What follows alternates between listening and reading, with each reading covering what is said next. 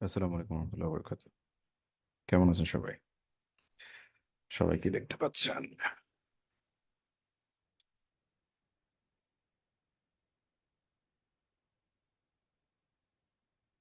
Sound পাচ্ছেন কিনা একটু আমাকে জানাবেন কষ্ট করে।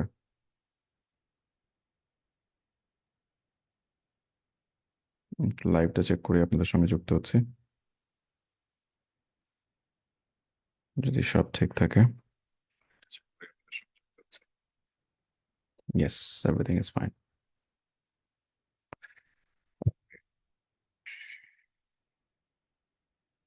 তো অনেকদিন পর আপনাদের সঙ্গে দেখা, অ্যাকচুয়ালি ফর একটা লং টাইম আমরা একটা গ্যাপের মধ্যে দিয়ে গেলাম।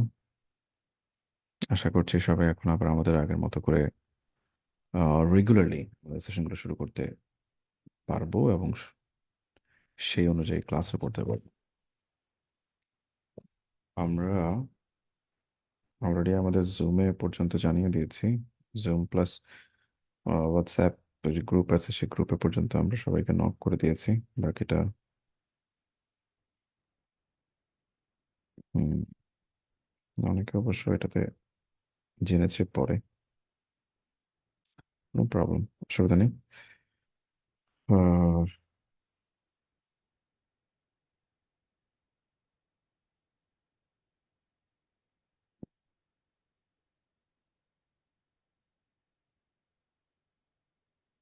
জি, আমরা দেরি করবো না, শুরু করে দেবো ইনশাল্লাহ। সবাই শুনতে পাচ্ছেন তো আশা করছি।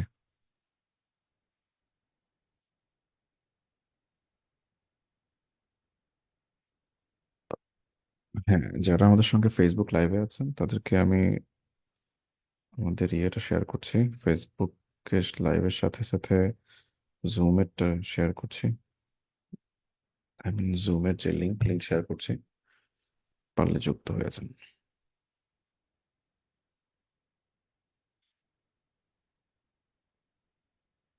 ওকে, রূপম আমাদের সঙ্গে যুক্ত হয়েছেন। এখন থেকে ইনশাল্লাহ আমাদের ক্লাসগুলো নিয়মিত চলবে, যদি সব ঠিকঠাক থাকে এর মধ্যে। একটা গ্যাপের মধ্যে দিয়ে এসে আমরা মোটামুটি শুরু করলাম আবার। আর আমাদের এই ব্যাচে অ্যাডমিশন ওপেন আছে। আপনার ইচ্ছে করলে আপনাদের যারা কাছাকাছি যারা আছে তাদের সবাইকে ইচ্ছে করলে যুক্ত করতে পারেন অথবা জানাতে পারেন অ্যাটলিস্ট। তো চলো শুরু করা যাক।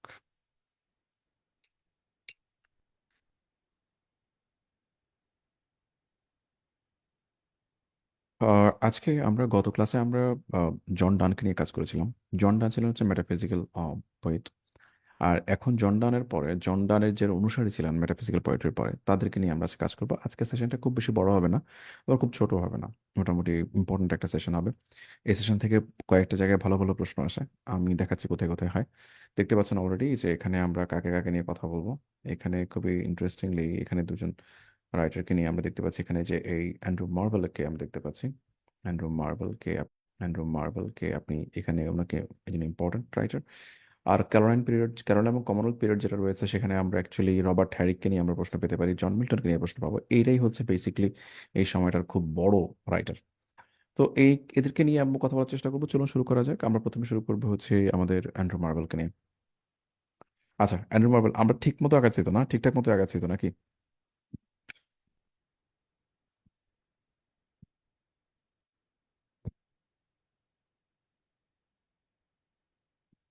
না, আমরা অ্যান্ড্রু মার্ভেল তো পড়িনি নাকি, পড়েছি নাকি?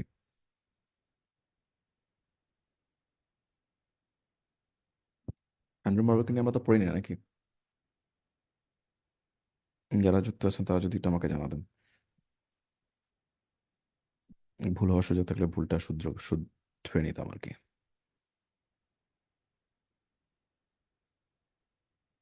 আমার তো যেটুকু মনে পড়ছে আমি পড়াই নাই।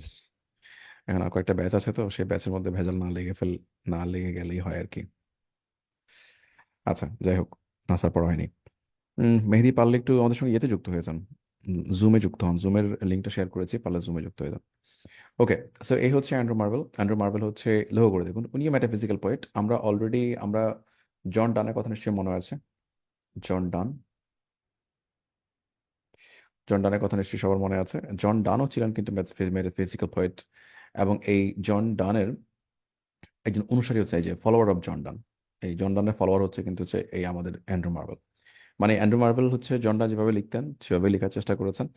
আর এখানে আমরা দেখতে পাচ্ছি ওনার এখানে রাইটিং এর মধ্যে খুব বেশি কিন্তু এমন না যে যাকে খুব বেশি মনে রাখতে হবে। এখানে তারপর একটা কোড আছে, কোডগুলো একটু ইম্পর্টেন্ট। তার মানে two his coy mistress, two his coy mistress বলতে যেটা বুঝিয়েছেন সেটা হচ্ছে তার, এখানে আমি তো আগেই বলেছি মেটাফিজিক্যাল পোয়েট্রি হচ্ছে একটু অন্য লেভেলের পোয়েট্রি, একটু অন্য লেভেলের মানে পটানো টাইপের পোয়েট্রি। এবং এই পোয়েট্রিটা মানে যেই যে কনসেপ্টগুলো ব্যবহার করা হয়েছে সেগুলো কিন্তু মনে একটা খুব মডার্ন, খুব মডার্ন।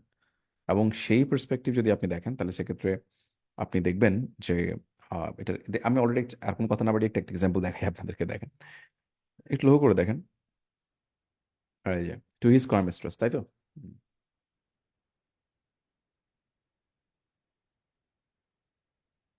ওকে, টু হিজ কয় মিস্ট্রেস। এই যে টু হিজ কয় মিস্ট্রেসটা আমরা দেখতে পাচ্ছি, লক্ষ্য করে দেখুন। টু হিজ কয় মিস্ট্রেসের মধ্যে কয় মানে হচ্ছে লাজুক। তার লাজুক মিস্ট্রেসকে বলছে, মিস্ট্রেস বলতে এখানে ওয়াইফ নয়, মিস্ট্রেস বলতে এখানে আসলে বেসিক্যালি বোঝাচ্ছে হচ্ছে তার লভার, লভারকে বোঝাচ্ছে। তো টু হিজ কয় মিস্ট্রেস, তার লাজুক লাভারকে, তার লাজুক যে প্রেমিকা তাকে তিনি বলছেন অ্যান্ড্রু মার্ভেল। তো একটা এক্সাম্পল দেখেন তার কি বলছেন এই কবিতার মধ্যে, মানে had we but good enough and time, this coyness lady were no crime. বলছে যদি আমাদের সময় অনেক সময় থাকতো, যদি অনেক সময় থাকতো তাহলে এই কয়নেস লেডি, হে, হে, হে নারী তুমি যে তোমার লাজুক যে ভাব দেখাচ্ছ, তাহলে এটা কোনো ক্রাইম হতো না। তার মানে এখন এটা ক্রাইম, কি কারণে ক্রাইম? কারণ আমাদের হাতে ইনাফ টাইম, গুড টাইম নেই। তিনি বারবারই বোঝাতে চাচ্ছেন যে আমাদের হাতে সময় এখন এত কম যে তুমি যে এখন লাজুক ভাব দেখাচ্ছ আমার কাছে আসতে, সেই লাজুক ভাবটার জন্য এই সময়টা যে তুমি নষ্ট করছো এটা এক ধরনের ক্রাইম। চিন্তা করছেন কি চমৎকার পটানো টাইপের কথা। আবার দেখুন তারপরে এই আরেকটা লাইন দেখেন, সেখানে একই অবস্থা। But of my back I always here, আমি আমার আমার পেছনে আমি শুধু শুনতে পাই time winked chariot erring near, আমাদের সময় পেছন থেকে শুধুমাত্র আমাদের কি করছে, মনে হচ্ছে যে সময়ের যে রথ আমাদেরকে কাছে, আমাদের কাছে চলে আসতেছে, মানে আমাদের সময় শেষ হয়ে যাচ্ছে পৃথিবীর টাইম। তো এই বারবারই বোঝাতে চাচ্ছেন যে তুই স্কয়ার মিস্ট্রেসের মধ্যে বারবার তুমি তোমার যে সময়টা আমাদের কাছে আছে সেই সময়টা আমাদের খুবই মূল্যবান, তোমার আর আমার যে সময়টি রয়েছে সেই সময়টিকে যতটুকু মানে ভোগ উপভোগের মধ্যে মাধ্যমে কাজে লাগিয়ে এটাকে যথেষ্টভাবে কিভাবে আরো উপভোগ করা যায় সেই জিনিসটা নিয়ে তাকে এই যে কয় মিস্ট্রেসকে পটাচ্ছেন সেই পটানোর ব্যাপারটা নিয়েই হচ্ছে আমাদের এই টু স্কয়ার মিস্ট্রেস। অ্যান্ড্রু মার্বেলকে নিয়ে কথা বলছি, হ্যাঁ। আর হচ্ছে ডেফিনেশন অফ লাভ, এই ডেফিনেশন অফ লাভের ক্ষেত্রে এখানে একটা খুব মজার ব্যাপার নিয়ে কথা বলার চেষ্টা করেছে। এখানে একটা থিম আছে ডেফিনেশন অফ লাভের। উনি ডেফিনেশন অফ লাভকে চেঞ্জ করে দিয়েছে। আমরা সাধারণত বলি যে out of sight out of mind. আমরা বলি যে যতই তুমি মানে উনি এই লাভটাকে এত বেশি পিওর লাভের মধ্যে নিয়েছেন, পিওর লাভ বুঝিয়েছেন। এর কারণে দেখা গেছে যে সামহাও যে এই লাভ যে ব্যাপারটা উনি এখানে বুঝিয়েছেন সেখানে খুব মজার একটা ব্যাপার উনি বলছেন। উনি বলছেন যে যদি ভালোবাসা পিওর থাকে তাহলে সেক্ষেত্রে আউট অফ সাইট যখন হবে, আউট অফ সাইট যখন হবে তখন ক্লোজ টু মাইন্ড হবে, মানে মনের আরো কাছে হবে। কিভাবে কাছে হবে? কারণ সে পাশে তো নেই, তো সারাক্ষণ তাকে নিয়ে ভাববে এবং এই ভাবনার কারণে সে আরো মনের ক্লোজে চলে আসবে। এই কথাটা বোঝানোর চেষ্টা করেছেন, very very deep thought. Out of sight close to mind মানে হচ্ছে যতই তুমি আমার দৃষ্টির আড়ালে থাকবে ততই তুমি আমার কাছে থাকবে, কারণ আমি তোমাকে নিয়ে ভাবতে থাকবো। মানে just missing moments, missing moments, missing moments তখন বেড়ে যাবে। সেই ব্যাপারটাকে মাথায় রেখেই তিনি আলটি বলেছেন যে পিওর লাভকে, ডেফিনেশন অফ লাইফ, লাভের যে ব্যাপারটা বলার চেষ্টা করেছেন সেখানে আমরা দেখতে পাচ্ছি চরম একটু রোমান্টিক পার্সপেক্টিভ থেকে দেখতে পাচ্ছি আমরা টু স্কয়ার মিস্ট্রেসের মধ্যে দুটো কোট এবং তারপরে দেখি ডেফিনেশন অফ লাভের মধ্যে একটা কোট। এখানে কিন্তু দেখা যায় ডেফিনেশন অফ লাভের এটা খুব ভালো জনপ্রিয় কবিতা। ডেফিনেশন অফ লাভ কিন্তু খুব ভালো জনপ্রিয় কবিতা এবং এই জনপ্রিয়তার ব্যাপারটা একটু মাথায় রাখতে হবে আমাদেরকে। এবং সেটা মাথায় রেখেই ডেফিনেশন অফ লাভের এই যে থিমটাও মাথায় রাখার চেষ্টা করবো। আর মনে রাখবো যে টু হিজ কয় মিস্ট্রেস আর ডেফিনেশন অফ লাভ এটা হচ্ছে অ্যান্ড্রু মার্বেলের কবিতা। ডান। কারো কোনো প্রশ্ন আছে কিনা? কারো কোনো প্রশ্ন না থাকলে আমরা সামনে আগাবো।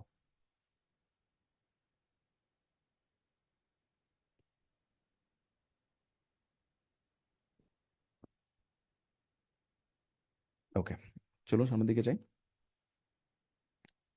আমরা এখন যেটাতে যাব সেটা হচ্ছে উম, জর্জ হারবার্ট। জর্জ হারবার্টের ক্ষেত্রে একটু ব্যাপার আছে, আমরা এই ব্যাপারটা একটু বোঝার চেষ্টা করবো জর্জ হারবার্ট কেন আমাদের কাছে কতটুকু গুরুত্বপূর্ণ এবং কতটুকু কি সেটা একটু দেখার চেষ্টা করবো আমরা। জর্জ হারবার্টের ব্যাপারটা একটু দেখার চেষ্টা করবো এভাবে, জর্জ হারবার্টটা কে ছিলেন একটু আমরা প্রথমে এটা দেখবো, ঠিক আছে? জর্জ হারবার্টটা কে ছিলেন? প্রথমে আমরা এটা দেখার চেষ্টা করবো, জর্জ হার্বার্ট ছিলেন একজন প্রিস্ট অফ এ চার্চ, একজন ফাদার, গির্জার ফাদার ছিলেন, আমরা যেটাকে বলছি পাদ্রী। আমরা ওনাকে পাদ্রী বলছি। ভালো কথা। He is called religious point. তিনি তাকে রিলিজিয়াস পয়েন্ট ডাকা হতো। এবং ডেকন, ডেকন মানে হচ্ছে আলটিমেটলি, ডেকন মানে হচ্ছে রিলিজিয়াস পয়েন্ট। রিলিজিয়াস পয়েন্ট আরেক নাম হচ্ছে ডেকন। তার মানে হচ্ছে এখান থেকে একটা ছোট প্রশ্ন আসতে পারে যে ডেকন কাকে বলা হতো, এবং ডেকনটা কোন পার্সপেক্টিভে। যেমন এটা জ্যাকোবিয়ান পিরিয়ডে, এটা জ্যাকোবিয়ান পিরিয়ডে ডেকন বলা হতো হচ্ছে রিলিজিয়াস পয়েন্ট যারা, তাদেরকে জ্যাকোবিয়ান পিরিয়ডে যারা ডেকন, ডেকন মানে হচ্ছে রিলিজিয়াস পয়েন্ট যাকে বলা হতো। এবং রিলিজিয়াস পয়েন্ট মানে হচ্ছে কারা, তিনি ছিলেন হচ্ছে জর্জ হার্বার্ট ছিলেন একজন চার্চের প্রেস্ট। এবং এই ব্যাপারটা একটু ভালো করে ফলো করেন, তার যেই ওয়ার্কগুলো, সেই ওয়ার্কগুলো একটু ফলো করেন। তিনিও কিন্তু এই এই যে জর্জ হার্বার্টও কিন্তু আলটিমেটলি ইয়ে ছিলেন, ম্যাটাফিজিক্যাল পয়েন্ট ছিলেন।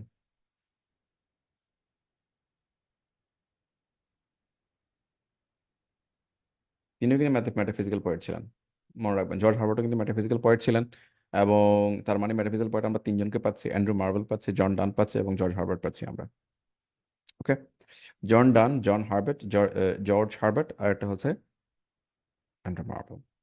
ওকে, সো এই হচ্ছে একটু লক্ষ্য করে দেন ইস্টার উইংস।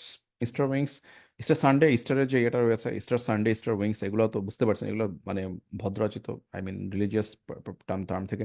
টেম্পল মানে হচ্ছে মন্দির, আর এটা হচ্ছে কলার। কলারটা মানে হচ্ছে আপনার মানে এই যে কোনো পাদ্রী, এই যে তারা এখানে এখানে একটা এই এই ছবিটার মধ্যে এখানে একটা কলার আছে, এই যে এটা কলার বলে।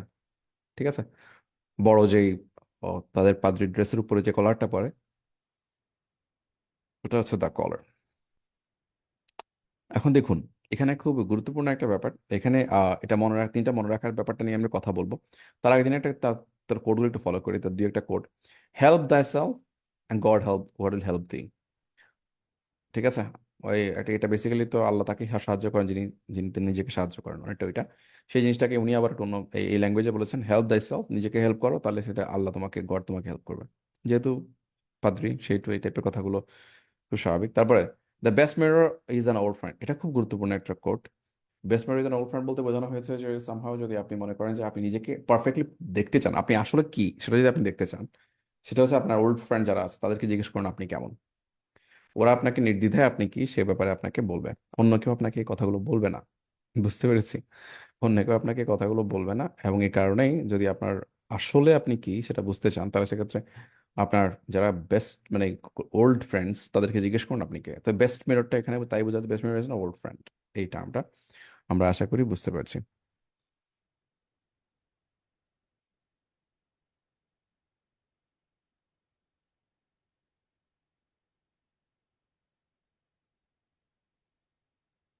ওকে, এবার আসুন এগুলো মনে রাখবেন কিভাবে। এটা একটু আপনাকে চতুরতার সাথে মনে রাখতে হবে, বিশেষ করে এই যে কোডটা আমরা এখানে দেখব, সেই কোডটা একটু চাতুর্যের সাথে মনে রাখতে হবে। কিভাবে চাতুর্যের সাথে মনে রাখতে হবে আমি আপনাদের সঙ্গে সেটা বলছি, দেখেন। একটু বুদ্ধি করে আপনি এটাকে ধারণ করতে হবে। কিভাবে ধারণ করবেন দেখেন, সেটা হচ্ছে এই যে টেম্পলে দাঁড়িয়ে, এই যে টেম্পলে দাঁড়িয়ে ধরুন, একটু একটু ভাবুন, আপনি টেম্পলে দাঁড়িয়ে কলারগুলো, ঠিক আছে, টেম্পলে দাঁড়িয়ে কি হলো, টেম্পলে দাঁড়িয়ে, টেম্পল মানে হচ্ছে মন্দির অথবা মসজিদ অথবা মন্দির অথবা চার্চকে টেম্পল বলা হয়ে থাকে।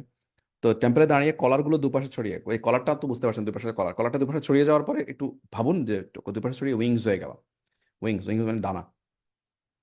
ঠিক আছে, টেম্পলে দাঁড়িয়ে আপনি দেখেন কে কার কার কার প্রিস্ট হার্বার্টের, প্রিস্ট হার্বার্ট, প্রিস্ট হার্বার্টের ব্যাপারটা যদি আপনি বলেন, প্রিস্ট হার্বার্টের কলারগুলো, প্রিস্ট হার্বার্ট এভাবে যদি আপনি বলেন, তাহলে সেটা আরো ভালো করে মনে থাকবে। টেম্পলে দাঁড়িয়ে প্রিস্ট হার্বার্টের কলারগুলো দুপাশে ছড়িয়ে উইংস হয়ে গেল, এবং উনি উড়ে চলে গেলেন কোনো দিকে, এরকম আর কি একটা ব্যাপার। তো টেম্পল, দি টেম্পল, এরপরে প্রিস্ট হার্বার্ট তো যে লিখেছেন তার নাম, এই প্রিস্ট হার্বার্ট মানে হচ্ছে এটা। এবং এখানে হার্বার্ট তো আছেই নামটা, আর একটা হচ্ছে ওনার এখানে ইনি প্রিস্ট ছিলেন চার্চের, সেটাও আপনি বুঝতে পারছেন। আর এটা এটা হচ্ছে আপনার কলার, কলারগুলো, কলার তো ওনার কবিতার নাম। উইংস হয়ে গেল, এই দা উইংস, স্টার উইংস আর উইংস, উইংস টেম্পল কলার, তিনটা ওয়ার্ড চলে আসছে, খুবই সিম্পল। দেখুন খুব চমৎকারভাবে মনে থাকে এটা।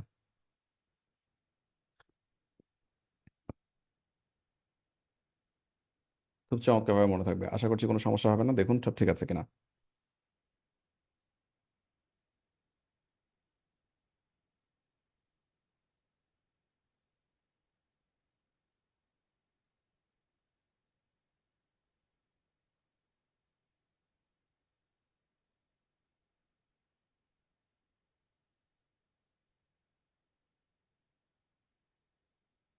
ওকে, হিয়ার উই গো।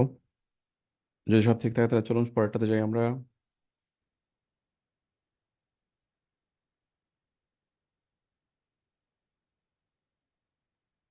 এবার আসুন রবার্ট হরিক। রবার্ট হরিকের এখানে গুরুত্বপূর্ণ যে রাইটিং আছে, গুরুত্বপূর্ণ যে এটি আছে, তিনি এই জায়গাতে মনে রাখতে হবে তাকে ক্যাভালিয়ার পয়েট বলা হতো। ক্যাভালিয়ার পয়েট কারা একটু পরে জানতে পারবেন। ক্যাভালিয়ার পয়েট কারা? উনি ক্যাভালিয়ার পয়েট, ক্যাভালিয়ার পয়েট মানে হচ্ছে church supporting poet, church plus king.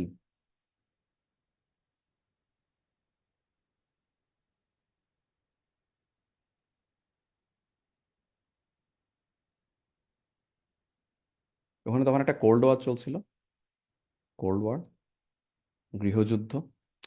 Cold war বলতে হচ্ছে বেশি, কোল্ড ওয়ার বলতে কোল্ড ওয়ার না, এটাকে আর সিভিল ওয়ার বলতে পারেন না, সেগুলো সিভিল ওয়ার চলছিল।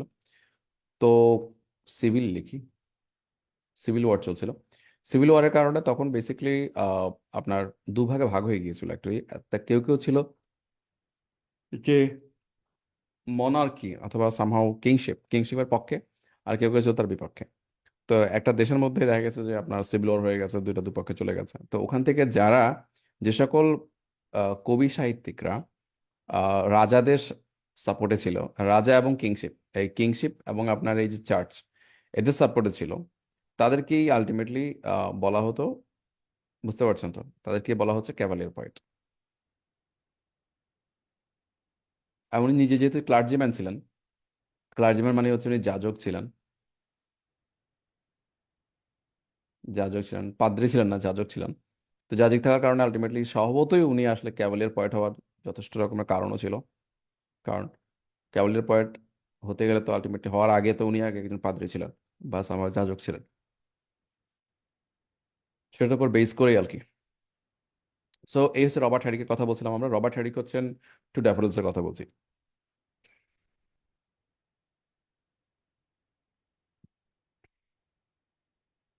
টু ড্যাফোডিলস এবং দ্য ড্যাফোডিলস এর মধ্যে কিন্তু তফাৎ আছে, ঠিক আছে?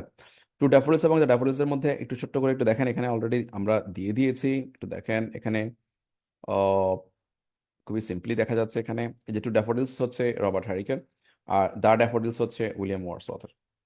একটু ভালো করে ফলো করেন, টু ড্যাফোডিলস রবার্ট হ্যারিক, আর দ্য ড্যাফোডিলস হচ্ছে উইলিয়াম ওয়ার্ডসওয়ার্থ।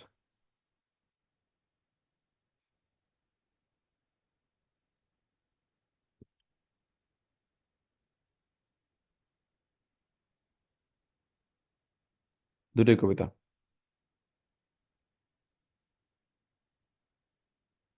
দুটোই পোয়েম, কিন্তু একটা হচ্ছে টু ড্যাফোডিলস, একটা হচ্ছে দ্য ড্যাফোডিলস। এখন ড্যাফোডিলস দেখে যদি সামহাও আপনি রবার্ট হ্যারিক লিখে ফেলেন, অথবা ড্যাফোডিলস দেখে যদি আপনি সামহাও উইলিয়াম ওয়ার্ডসওয়ার্থ লিখে ফেলেন, তাহলে তো ধরা আছে। ওকে, আর কি করতে হবে আমাদেরকে? আমাদেরকে মনে রাখতে হবে রিমেম্বার, এই যে দুটো স্টার দিয়ে রিমেম্বার দেওয়া আছে, এটাকে মনে রাখতে হবে। রিমেম্বার কি? টু ড্যাফোডিলস হচ্ছে রবার্ট হারিক, আর দ্য ড্যাফোডিলস হচ্ছে উইলিয়াম ওয়ার্ডসওয়ার্থ। এবার এখন টু ড্যাফোডিলস এর মধ্যে আমাদের এখানে কি করতে হবে? টু ড্যাফোডিলস এর মধ্যে থিমটা কি? থিমটা খুব গুরুত্বপূর্ণ থিম, এটা নিয়ে বেশ কয়েকবার পিএসসি তে প্রশ্ন আসছে। Short living of human being, human being এর লাইফটা যে শর্ট, সে ব্যাপারটাকে টু ড্যাফোডিলস এর মতো করে বলা হয়েছে। টু ড্যাফোডিলস বলতে আসলে বেসিক্যালি মানে বোঝানো হয়েছে এরকম, যে ড্যাফোডিলস যে ইয়েটা আছে, যে ফুলটা আছে, সেটাও আপনার সকালে ফোটে, রাতে থাকে, সকালে ফোটে। এবং দেখা গেছে যে সকালে ফোটার পরে এটা দুপুর গড়াতে গড়াতে এটা আসলে মানে খুব বেশিক্ষণ ইয়ে থাকে না, গড়াতে গড়াতে এটা আসলে ঝিমিয়ে যায় এবং আলটিমেটলি শুকিয়ে যায় খুব দ্রুত। ওই ওই এই ব্যাপারটাই বলা হয়েছে ড্যাফোডিলস ফুলের মতো। ড্যাফোডিলস খুব সুন্দর ফুল। তো এটাই বলেছে যে হিউম্যান লাইফে, হিউম্যান বিং এর লাইফ যেমন শর্ট লিভিং, ঠিক তেমনি ড্যাফোডিলসও কিন্তু শর্ট লিভিং। বুঝতে পেরেছেন? আবার here human life is compared with the summer's morning dew. Summer's morning dew মানে হচ্ছে মর্নিং ডিউ পড়বে, কিন্তু সামারে তারা সূর্যের সাথে সাথে ডিউটা চলে যাবে। তো এটাকে সামার্স মর্নিং ডিউ এর সঙ্গে তুলনা করা হয়েছে। আবার হেস্টিং ডে, হেস্টিং ডে বোঝানো হচ্ছে, হেস্টিং ডে মানে হচ্ছে যে ডেটা দ্রুত পাস করে চলে যায়। হেস্টিং মানে হচ্ছে হার্ডলি পাসিং ডে। এবং একটা প্রশ্নের মধ্যে হেস্টিং ডে বলতে কি বোঝাচ্ছে বলে জাস্ট এই আনসারটাই ছিল, হার্ডলি পাসিং ডে। এই জন্য আমরা হার্ডলি পাসিং ডেটাই দিয়েছি।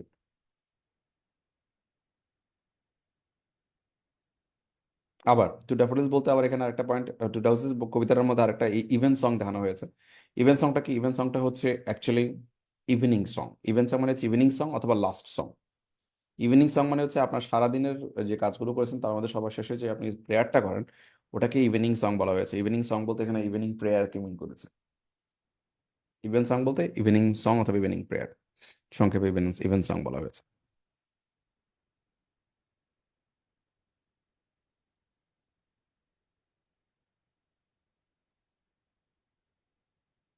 ওকে, মনে রাখবেন কিভাবে? মনে রাখবেন হচ্ছে হ্যারিকেন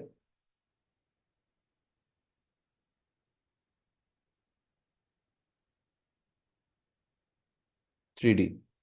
প্রথম ডি ড্যাফোডিলস, দ্বিতীয় ডি ডিলাইট, তৃতীয় D disorder. Delight in disorder, daffodil delight in disorder.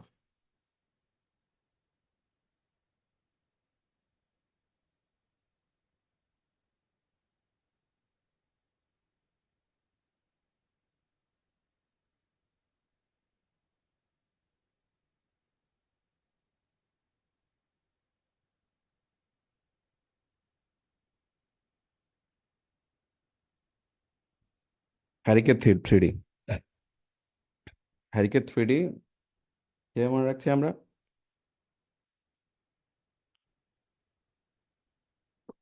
Hurricane 3D, daffodils delight in disorder, daffodils delight in disorder. Robert হ্যারিকে নিয়ে কথা বলছিলাম। Let's go after Robert Herrick. Robert হ্যারিকে শেষ করলাম আমরা, ক্যারোলাইন পিরিয়ডে যাচ্ছি আমরা।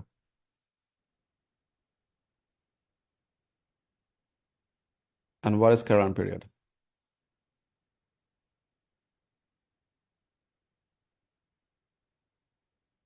ওকে, what is Caroline period? Caroline periodটা কি? Caroline periodটা হচ্ছে, কারণ পিরিয়ডটা যে টাইমটা, সেই টাইমটা তো আপনারা অলরেডি জানেন। সেটা হচ্ছে এই যে 1625 থেকে 1649 পর্যন্ত। এটাই হচ্ছে আমাদের জন্য কি, ড্যাফোডিল, আমাদের ইয়ের পরে ক্যারোলাইন পিরিয়ডের যে সময়কাল সেটি। ওকে, এখন দেখুন এই সময়কালের পরে আমরা যেটাতে যাচ্ছি সেটি হচ্ছে আমাদের নেমড আফটার। এই দেখেন, ক্যারোলাইন পিরিয়ডের ক্যারোলাইন শব্দটা কোত্থেকে এসেছে? নেমড আফটার এই কিং চার্লস।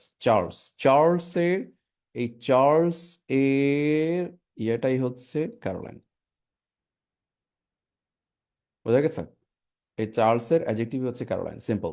চার্লসের অ্যাডজেক্টিভটাই হচ্ছে ক্যারোলাইন। চার্লসের অ্যাডজেক্টিভটাই হচ্ছে ক্যারোলাইন। ওকে, চার্লসের অ্যাডজেক্টিভটাই হচ্ছে ক্যারোলাইন। এবার আসেন, named after King Charles one.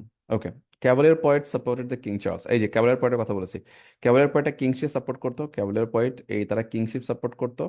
Kingship মানে হচ্ছে এই চার্লসকে সাপোর্ট করেছে। আর এই যে ক্যাভালিয়ার পয়েট, তারা ধর্মীয় পয়েট যারা আলটিমেটলি, কিন্তু দে ওয়ার সেকুলার। সেকুলার বলা বলা হয়েছে, কিন্তু আসলে তারা চার্চকেও সাপোর্ট করতো, ক্যাভালিয়ার পয়েটরা।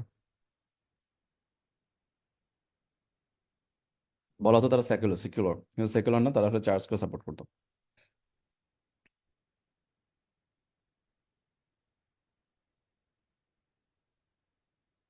ইয়েস। আর ওই সময় দেখা গেছে যে রাজারা যখন দেখতেন যে বিভিন্ন ড্রামার মধ্যে তাদেরকে মানে ভিলেনের মতো করে ট্রিট করা হচ্ছে, তখন সুন্দর করে ড্রামা, এই যে ড্রামাটা ব্যান করে দেওয়া হয়েছে। এই দেখেন, ব্যান করে দেওয়া হয়েছে। এই যে ড্রামাটা ব্যান করে দেওয়া হয়েছে। এই যে ড্রামা ব্যান করে দেওয়া হয়েছে।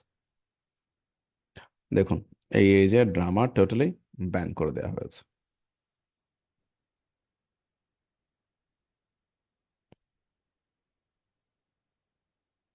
ওকে, এরপরে দেখুন পরেরটাতে রবার্ট হারিকে কথা বলছি আমরা।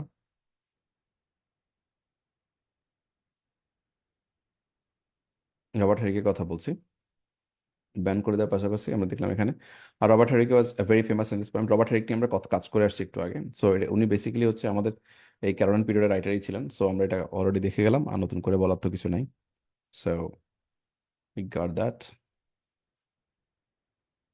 এবং এর মাধ্যমে মোটামুটি আমরা আমরা ক্যারোলাইন পিরিয়ডটাকে দেখে গেলাম। ক্যারোলাইন পিরিয়ডটা কিরকম সেটা আমরা বুঝে গেলাম।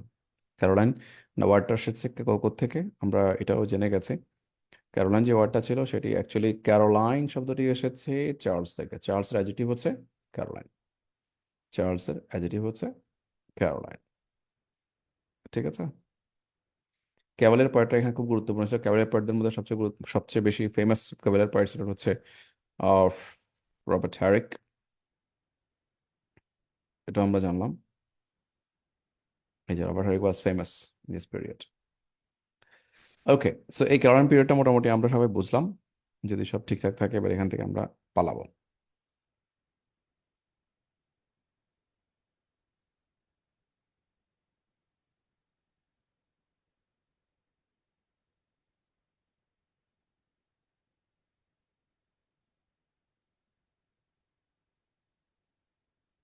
Let's go. জন মিল্টন আজকের সবচেয়ে গুরুত্বপূর্ণ যে রাইটার, যাকে নিয়ে আজকে আমরা কথা বলবো, তিনি হচ্ছেন জন মিল্টন। এবং জন মিল্টন হচ্ছে কিরকম রাইটার ছিলেন সেটা আমরা অলরেডি আজকে দেখার চেষ্টা করবো। এবং জন মিল্টন খুবই ফেমাস ফেমাস। যদিও আনফর্চুনেটলি আমাদের পরীক্ষার মধ্যে জন মিল্টন নেওয়ার প্রশ্ন আমরা খুব কম পাই, কিন্তু জন মিল্টনের যদি আমাকে জিজ্ঞেস করেন যে কয়জন রাইটারকে নিয়ে প্রশ্ন বেশি হওয়া উচিত, আমি বলবো অবশ্যই জন মিল্টন তার মধ্যে একজন। কয়জন রাইটারকে নিয়ে বেশি প্রশ্ন হওয়া উচিত, আমি বলবো তখন জন মিল্টন তাদের মধ্যে একজন। যে কয়জনকে নিয়ে প্রশ্ন বেশি হওয়া উচিত তিনি হচ্ছেন জন মিল্টন তাদের মধ্যে একজন। এবার আসেন, কেন জন মিল্টন এত ফেমাস হওয়া উচিত? ফেমাস হওয়া উচিত হচ্ছে জন মিল্টনের যে জন্ম যেটা আছে সেটা তো দেখতে পাচ্ছেন, একবার দেখে নিলাম। এটা এটা মুখস্থ করার কিছু নেই, but he would be very famous with very few lines. আপনি দেখবেন জন মিল্টন কেন গুরুত্বপূর্ণ। উনি একজন ইপিক পোয়েট ছিলেন। Epic poet in English literature. উনি একজন ইপিক পোয়েট ছিলেন। ইপিক হচ্ছে আমরা যেটাকে বাংলায় বলি হচ্ছে মহাকবি। তো মহাকবির মধ্যে একটা মহাশব্দ আছে, এই মহাটাই হচ্ছে একটা গ্রেট। এই কারণে গুরুত্বপূর্ণ। Epic poet of English literature, ওনাকে আলাদাভাবে বলা হয়, জন মিল্টনকে আলাদাভাবে বলা হয় ইপিক পয়েট অফ। আরো অনেকে ইপিক লিখেছে, কিন্তু ওনাকে আলাদাভাবে ইপিক পয়েট বলা হয়ে থাকে, English literature epic poet. The epic poet of English literature. The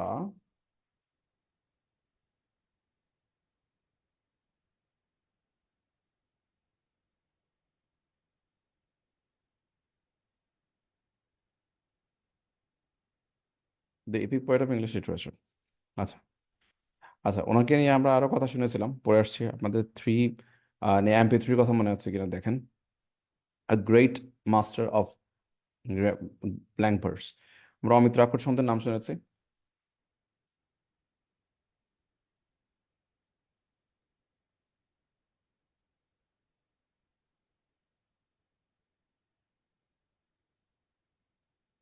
blank verse. ওখানে আমরা বলেছিলাম যে 3M। ঠিক আছে, 3M। 3M কে কে? 3M বলেছে মার্লা, মধুসূদন,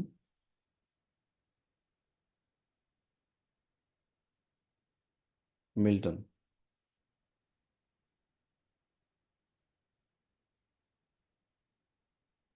এই 3M, মার্লো, মধুসূদন, মিল্টন।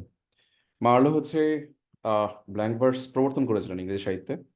আর মধুসূদন বাংলাতে প্রথম ব্ল্যাঙ্ক ভার্স বা অমিত্রাক্ষর ছন্দ রচনা করেছিলেন। আর হচ্ছে জন মিল্টনের কথা বলেছি আমরা। জন মিল্টন হচ্ছে উনি মাস্টার ছিলেন ব্ল্যাঙ্ক ভার্সের মাস্টার ছিলেন। ফাদার না, মাস্টার। এই সো এই জিনিসগুলো কিন্তু একটু ক্রিটিক্যাল, বাট এটা মনে রাখতে পারলে খুব ভালো হবে। এই জন্য great master of blank verse বলার সাথে সাথে কিন্তু আরো 2M এর কথা মনে রাখতে হবে। 2M এ কারা এবং কি কারণে হয়েছিল এটা আমরা পড়িয়ে আসছি অলরেডি, দেখে নেবেন। Blind poet of English literature. English লিটারেচারের ব্লাইন্ড পয়েট। এটাও কিন্তু আলটিমেটলি ইংলিশ লিটারেচার, একটু ভালো করে ফলো করেন।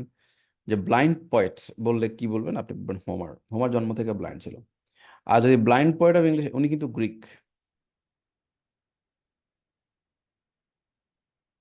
উনি কিন্তু গ্রিসের নাগরিক ছিলেন এবং উনি গ্রিক ছিলেন। এবং মজার বিষয় হচ্ছে, যদি ব্লাইন্ড পয়েট বলা হয় শুধুমাত্র, তাহলে সেক্ষেত্রে উনি চোখ বন্ধ করে শুধু একমাত্র মানে পোয়েট যিনি চোখ বন্ধ ছিল আজীবন, চোখে কোনো কিছু আলো দেখেননি, তিনি কিন্তু আলটিমেটলি ছিলেন ব্লাইন্ড পয়েট।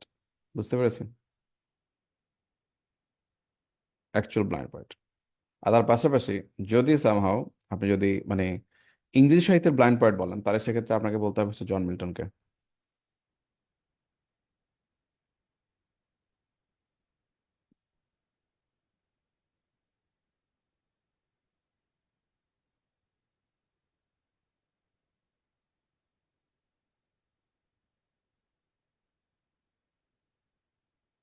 ওকে,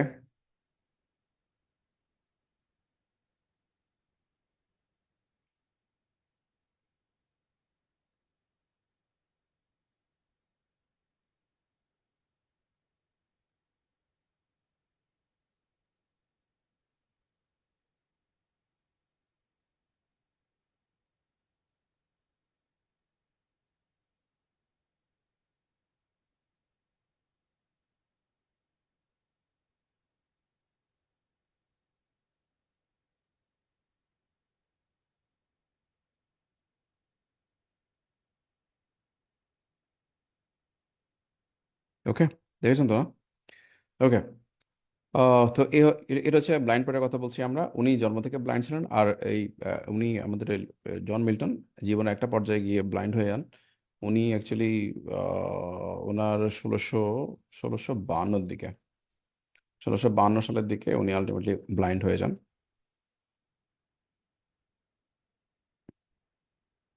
ঠিক আছে। ওনাকে লাস্ট স্টার অফ রেনেসা বলা হয়ে থাকে। ওনাকে লাস্ট স্টার অফ রেনেসা মানে হচ্ছে রেনেসার সর্বশেষ যে শুকতারা, তাকে বলা হতো। এবং রেনেসার যে মানে ছন্দ, যে রেনেসার যে ব্যাপারটা সবার মধ্যে ছড়িয়ে গিয়েছিল, তার মধ্যে কিন্তু এই জন মিল্টনের যে ইয়েটা ছিল, তার অবদান অনেক বড় ছিল। এবং এটা মাথায় রাখতে হবে আমাদেরকে রেনেসার ব্যাপারটা দিয়ে। তো রেনেসারকে লাস্ট স্টার বলা হয়ে থাকে। এরপরে কিন্তু আলটিমেটলি রেনেসার কোনো প্রভাব কিন্তু এই পুরো সময়ের মধ্যে আর ছিল না। এটা সর্বশেষ সময় ছিল জন মিল্টনকে দিয়ে। জন মিল্টনের সাহিত্য রচনা সবকিছুর মধ্যে রেনেসার ছাপ ছিল। এই ব্যাপারটা আমরা দেখেছি।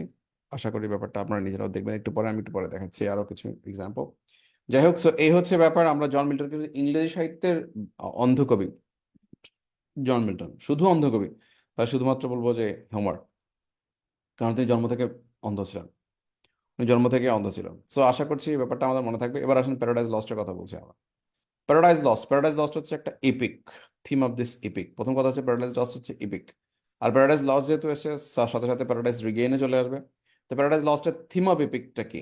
To justify the ways of god to man. এটা একদম ডেট মুখস্থ করবেন। টু জাস্টিফাই দ্য, এটা ভালো করে মুখস্থ করবেন, কয়েকবার আসছে। To justify the ways of god to man. এখন দেখেন, ওয়েজের জায়গায় এস বাদ দিলেই ওয়ার্ডটা, সেন্টেন্সটা ভুল। গডের জায়গায় এস দিয়ে দিলেই ওয়ার্ডটা ভুল। ম্যানের জায়গায় এম ই এন দিয়ে দিলেই থিমটা ভুল। তার মানে হচ্ছে এখানে অনেকগুলো ভুল হওয়ার জায়গা আছে।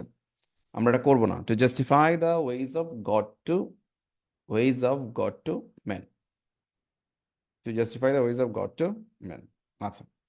এবং এখানে এই প্যারাডাইজ লস্টের মধ্যে আপনারা খুব ভালো করে জানেন আদম হওয়ার যে ব্যাপারটা ছিল, ওটাই প্যারাডাইজ, ওটার থিম হচ্ছে প্যারাডাইজ লস্ট। ওখানে আমরা দেখতে ক্যারেক্টার ছিল হচ্ছে অ্যাডাম ছিল, একটা হচ্ছে ইভ ছিল, একটা হচ্ছে স্যাটান ছিল, একটা হচ্ছে বেলজেবাব, ছোট শয়তান।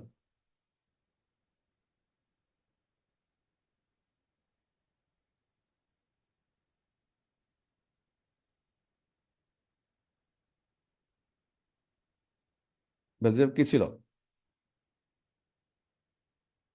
ছোট শয়তান।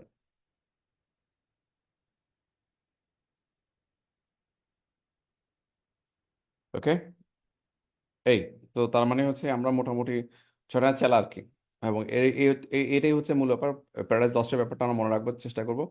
আর প্যারাডাইজ লস্টের মধ্যে কয়েকটা লাইন ছিল, যে লাইনগুলো খুবই গুরুত্বপূর্ণ এবং বিভিন্ন পরীক্ষার মধ্যে আমরা দেখতে পেয়েছি। তার মধ্যে একটা হচ্ছে the mind of its own and in itself it can be heaven or hell, I hell of heaven. এখানে এভাবে লাইনটা কিরকম হয়েছে আমি আপনাদেরকে বলি। কোথায় স্বর্গ কোথায় নরক, কে বলে তা বহুদূর।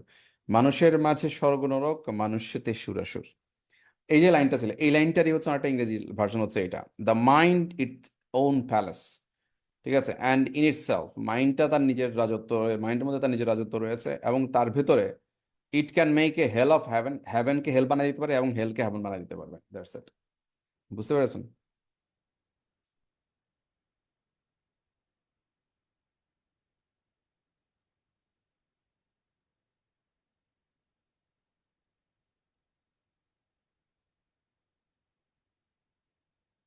মাইন্ডকে নিয়ে কথা বলেছি আমরা। বেটার টু রেইন, এটা তো খুবই গুরুত্বপূর্ণ একটা quote. Better to reign in hell than to serve in haven.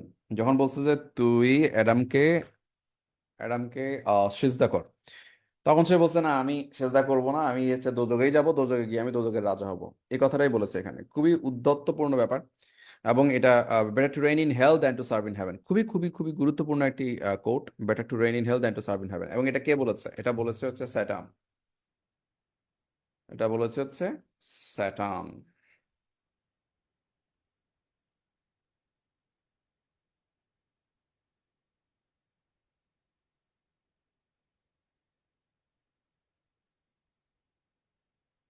আর এটা মনে রাখবেন, এখানে কিন্তু প্রোটাগনিস্ট, এই প্যারাডাইজ লস্টের প্রোটাগনিস্ট কে?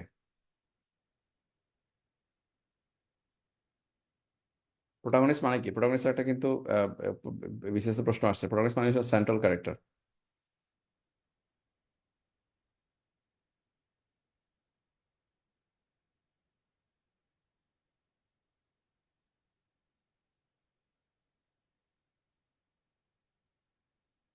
ওকে, প্রোটাগনিস্ট সেন্ট্রাল ক্যারেক্টার যেটা ছিল, এটা ছিল প্রোটাগনিস্ট। প্রোটাগনিস্ট কে ছিল? এই প্রোটাগনিস্ট ছিল কিন্তু হচ্ছে স্যাটার্ন।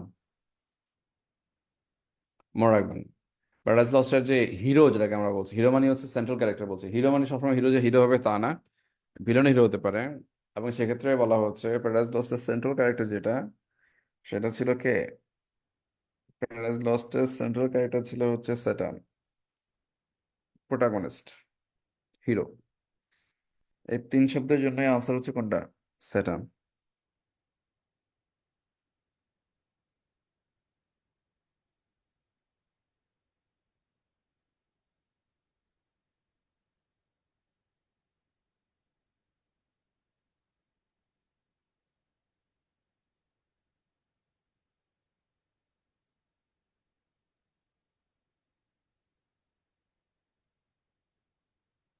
শব্দের জন্যই হচ্ছে আমাদের আনসার হচ্ছে স্যাটার্ন।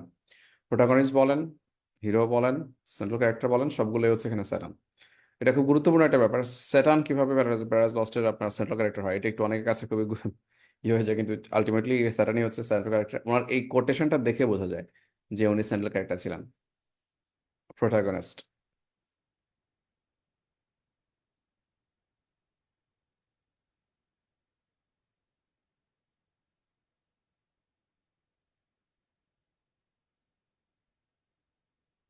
ওকে, লেটস গো। আরো আছে, আমরা মোটামুটি এটার উপর থেকে সরবো এখন, চলুন। আর এই হচ্ছে মিস্টার আমাদের জন মিল্টন। জন মিল্টনের কথাটা একটু আমি আরেকবার বলে রাখি, এই ভদ্রলোকের ব্যাপারটা যদি আরেকবার রিমাইন্ডার দিই। এই ভদ্রলোক কি করেছেন? এই ভদ্রলোক হচ্ছে না আপনার 1652-তে ব্লাইন্ড হয়ে যান, ছিল হচ্ছে 43 বছর। এটা মনে রাখবেন। এবং ওনাকে এই জন্য ইংলিশে, উনি ইংলিশে লিখতেন, এই কারণে ওনার আলটিমেটলি ওনার নাম হচ্ছে ইংলিশ লিটারেচারের ব্লাইন্ড পয়েট। আর এমনি ব্লাইন্ড পয়েট বললে জন্ম থেকে ব্লাইন্ড ছিলেন যিনি, যেটা হোমারের ব্যাপারটা, এটা মনে রাখলে চলবে। প্যারাডাইস লস্টের ব্যাপারটা আমরা মোটামুটি ক্লিয়ার করলাম। Let's go for the next stage. এই হচ্ছে প্যারাডাইস লস্ট। এই হচ্ছে অ্যাডাম এবং ইভকে স্বর্গ থেকে বের করে দিচ্ছে ছবি। আশা করছি ক্লিয়ার হয়েছে। আমি প্যারাডাইস রিগেইনে চলে যাই। প্যারাডাইস রিগেইন ক্ষেত্রে আমরা প্যারাডাইস লস্ট লিখেছেন, প্যারাডাইস রিগেইন লিখেছেন। প্যারাডাইস রিগেইনের ক্ষেত্রে এই কোডটা ফলো করেন। প্যারাডাইস রিগেইন কিন্তু প্যারাডাইস লস্টের মতো এত বেশি ফেমাস ছিল না। প্যারাডাইস রিগেইন কিন্তু প্যারাডাইস লস্টের মতো এত বেশি ফেমাস ছিল না, কিন্তু still, childhood shows the day, shows the man as the morning shows the day. Childhood shows the man as morning shows the day. Childhood shows the man as morning shows the day.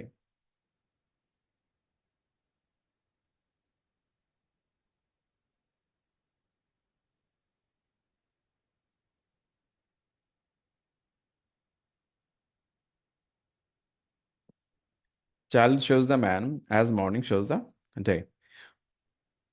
এখানে basically এটা দুভাবে আপনার পরীক্ষা আসতে পারে। একটা হচ্ছে এই childhood shows the man, এটুক একটা পরীক্ষা মানে পরীক্ষা এসেছে already. Morning shows the day, এটা তো আমরা ছোটবেলা থেকে পড়েছি, এটা কার লেখা আমরা কখনোই দেখি নাই। তো আলটিমেটলি এটা হচ্ছে বাড়ন্তমূলা পত্তনেই বোঝা যায়।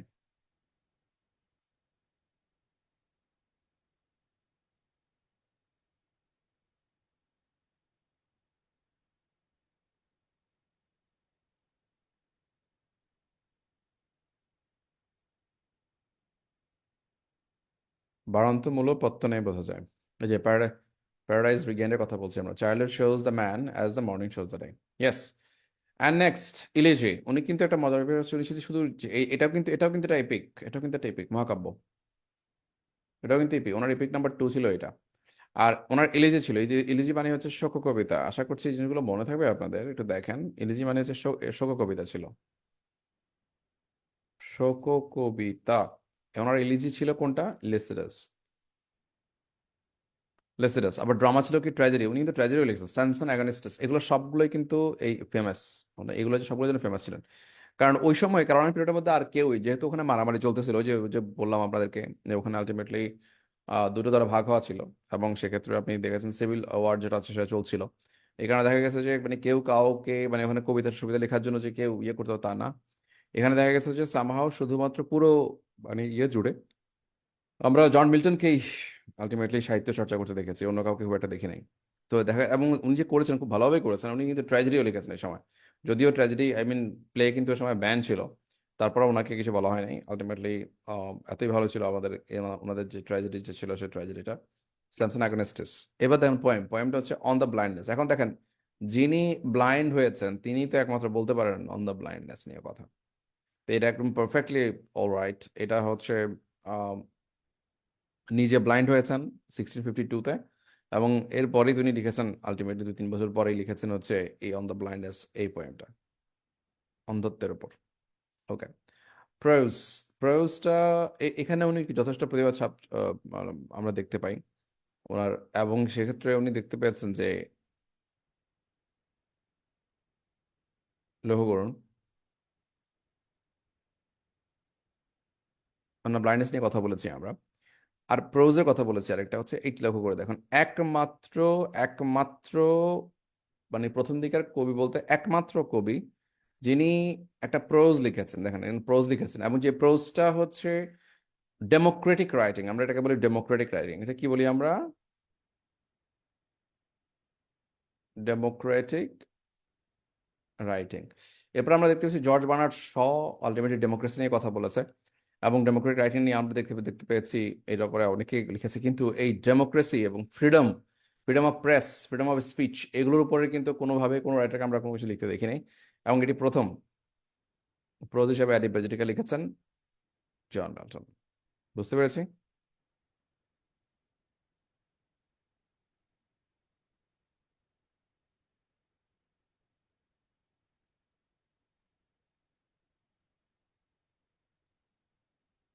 ওকে, লেটস গো। এখন কথা হচ্ছে এই যে এতগুলো লাইন, এই যে এতগুলো নাম, এগুলো আমরা মনে রাখবো কিভাবে? খুবই সিম্পল, খুবই সিম্পল। আমি সবসময় আপনাদেরকে বিভিন্ন রকমের স্পেসগুলোতে হেল্প করি। দেখুন, ওরে পাজি, ওরে পাজি, লিচু লস্ট রিগেইন মানে লিচু হারানো এবং ফিরে পাওয়া। লস্ট রিগেইনের সামান্য সামান্য ব্যাপারে ব্লাইন্ড হতে নেই, মানে লিচু হারাই গেছে এই জন্য তুমি অন্ধ হইয়া মানে রাগে খুবই অন্ধ হয়ে তুমি যা ইচ্ছা তা করতেছো, ব্যাপারটা এরকম আর কি। ওরে পাজি, ওরে পাজি মানে হচ্ছে অ্যাডিপেজিটিকা। ওরে পাজি লিচুর Lycidas, Lost Regain Paradise Lost Paradise Regain, এর সামান্য সামান্য সামান্য স্যামসন অ্যাগনেস্টাস, সামান্য ব্যাপারে ব্লাইন্ড হতে নেই। ব্লাইন্ড, ব্লাইন্ড মানে হচ্ছে অন দ্য ব্লাইন্ডনেস। ডান হয়ে গেল সবগুলো। ওরে পাজি লিচু লস্ট রিগেইনের সামান্য ব্যাপারে ব্লাইন্ড হতে নেই। দেখি সবাই কমেন্ট করেন তাহলে এটা। ওরে পাজি লিচু লস্ট রিগেইনের সামান্য ব্যাপারে ব্লাইন্ড হতে নেই।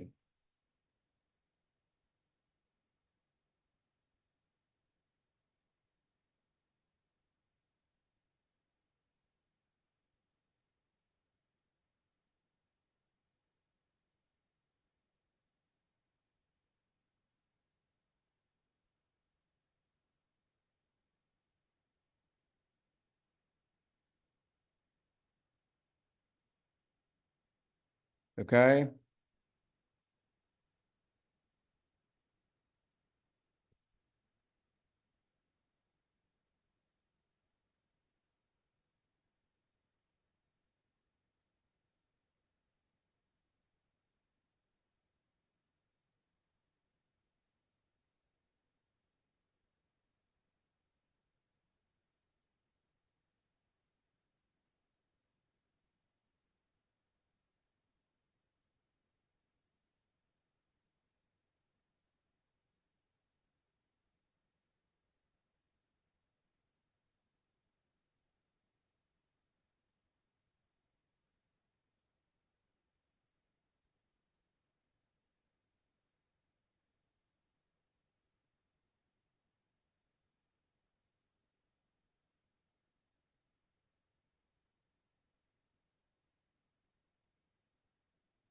সাবরিনা আমি অলরেডি লিখে ফেলেছি। ওরে পাজি লিচু লস্ট রিগেইনের সামান্য ব্যাপারে ব্লাইন্ড হতে নেই, এই তো।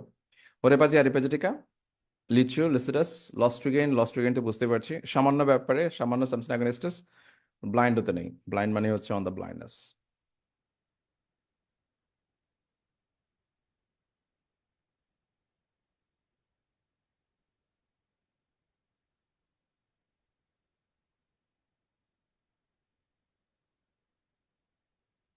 অন্য একটু লিখে ফেলেন। সাবিনা মিম যেভাবে লিখে ফেলেছে।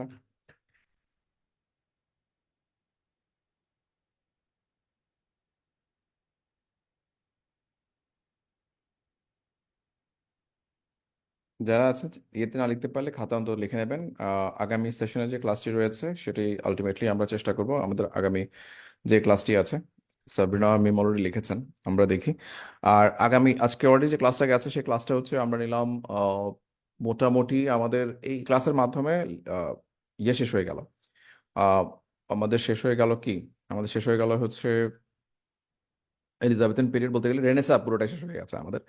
রেনেসার মধ্যে শুধুমাত্র আমরা শেক্সপিয়ারকে বাদ দিয়েছি, শেক্সপিয়ারকে আলাদা করে আমরা পড়বো। এর মধ্যে আজকে যে সেশনটা নিচ্ছি আমরা, আজকে নিয়েছি হচ্ছে লিটারেচার। আগামী ক্লাসে আমাদের ল্যাঙ্গুয়েজ শুরু হবে, ল্যাঙ্গুয়েজ শুরু হবে অ্যাডভার্বিয়াল নিয়ে।